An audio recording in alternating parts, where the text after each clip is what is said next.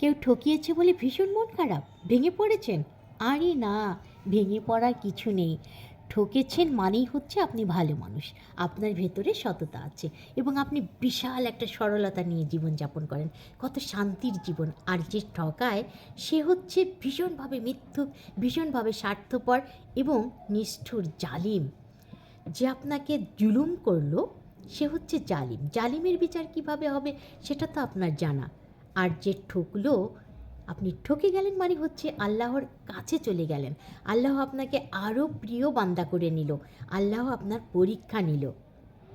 সুতরাং ঠকেছেন মানেই মন খারাপের কিচ্ছু নেই।